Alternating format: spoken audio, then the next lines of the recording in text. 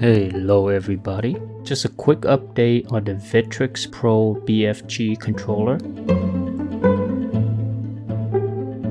The Victrix Control Hub app is working now for the new Victrix controller.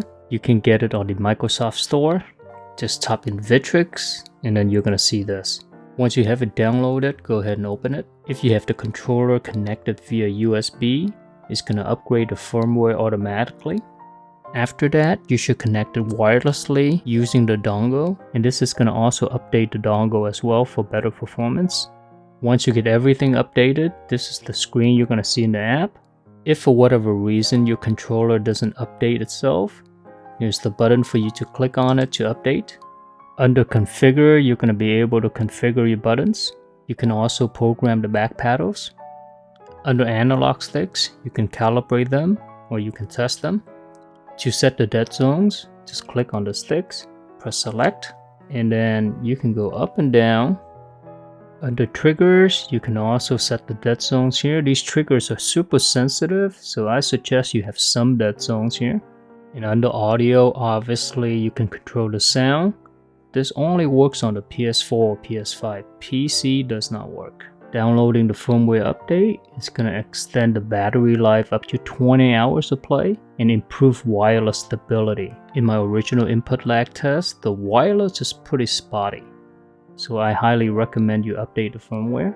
Improving wireless stability is great, but does that mean it improves input delay as well? Well, let's find out.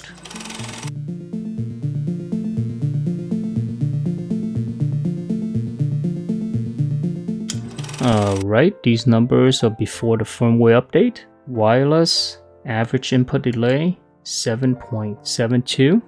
After the firmware update, wireless 7.85. So they're essentially the same.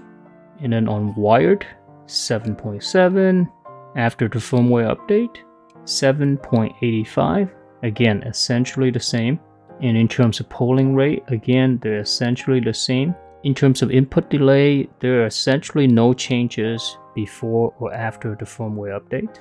Now, they did say that the new firmware update is going to improve wireless stability. Before the update, the range between the minimum input delay and maximum input delay is pretty big, 1.41 to about 16 milliseconds. After is 3.68 to about essentially 16 again. So the range is still pretty big. And perhaps they don't mean improving the range of the wireless connection. Maybe what they mean is just the stability of the connection itself, that you don't lose connections. Now if you compare the wireless range to wired, you see a big improvement here. Under maximum input delay, you're getting a lot closer to the minimum input delay here versus wireless.